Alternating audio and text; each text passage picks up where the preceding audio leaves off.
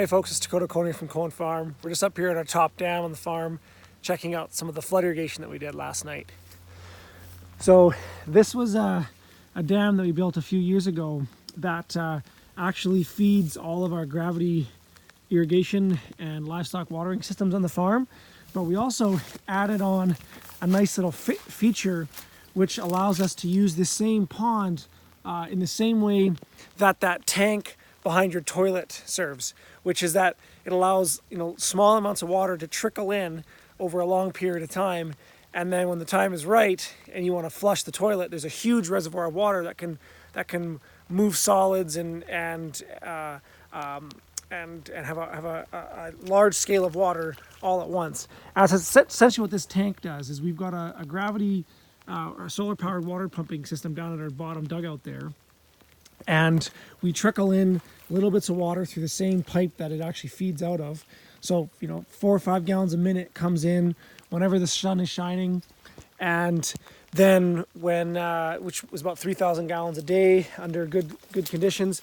And then when the time is right, we come in and we flush the toilet, which this little pipe here is called a monk pipe. And all it is it's a 90-degree elbow that can be pivoted and dropped, and it connects to a culvert, a 6-inch culvert that runs through the base of the dam wall here. That's stopping water from leaving this valley, but also serving as a reservoir to hold the water that we pump via gravity or via solar. And then through the dam wall, the water is able to flood out into, you can see the water moving there. It's able to flood down into a swale that runs for about 450 meters across basically one of the highest contour lines on the property. And this, the reason why we're doing this is for one, we're trying to get water into the ground so we can recharge our aquifers, but we're also trying to use that water to get trees established. So we've got little caragana trees that we've put in this swale here at all along that we're using to get them kickstarted with enough water so that they can get tall enough so that they can start capturing snow, so that we can actually capture more water in that dam and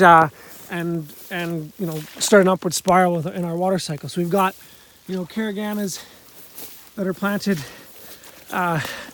along the swale here, and as the west winds blow across here, they're going to pick up snow, allow it to fill into this swale here, and then that same culvert that we looked at that allows water to flood into this swale, it's at the same elevation as the bottom of this swale, which will allow water to actually flood back into that dam when the dam is low in the springtime.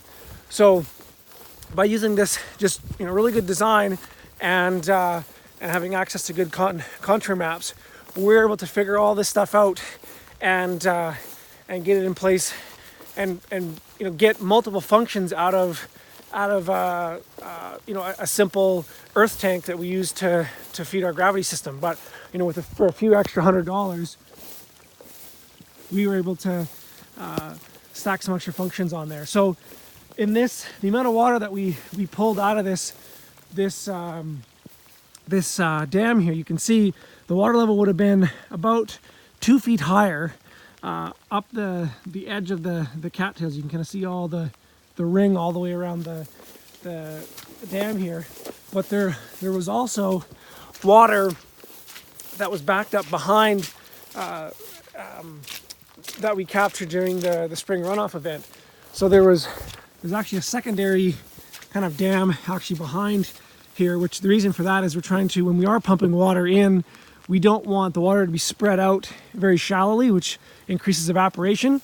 So there's a secondary dam wall here that we have another little soil pipe. This is the same version of the pipe that we were looking at over there, except this is just a 4-inch pipe as opposed to a 6-inch. But there's also a culvert, small culvert through the base of this dam wall that allows us to capture excess runoff from spring melt, hold it behind here, and then when we want to flood it all out, we can drop that pipe so the culvert comes through here. We can get all this water plus the water that we pumped from our solar water pumping system and get a really good cover and distribution of water all along that swale that runs across the highest boundary of our farm here. So, you know, there's lots of little things that, you know, a lot of thought that went into the layout and implementation of this this flood irrigation system. It's not perfect. We actually we're going to be redoing some of the system in the next 2 years here, putting in a bigger culvert, a bigger dugout there, so that we can get even more water captured up here, because we know we have the catchment source for it. You can actually just see this swale here. It actually wraps all the way around that hill and ends over by those trees over there. So it runs from that fence line up into the valley, back around this ridge line, all the way around for almost half a kilometer. And then if this one is full in the spring runoff, it spills down and goes into our middle swale, which is 1.5 kilometers long. When that one fills up, it spills down into our bottom swale, which is the largest swale on the property, and that one's about 600 meters long.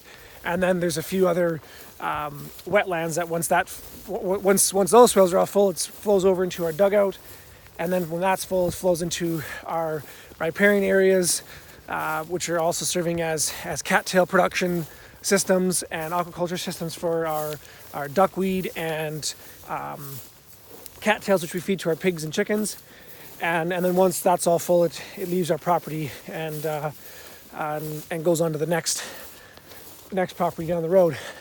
So anyways, I hope you guys enjoyed this video about some of the flood irrigation that we're doing on the farm here. It's actually raining right now. We probably didn't need to flood that swale out, but I actually have to get in about a month.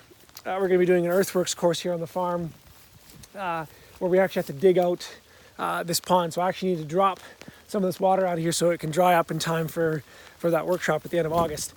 Anyways, hope you enjoy the video, and we'll talk to you later. Bye.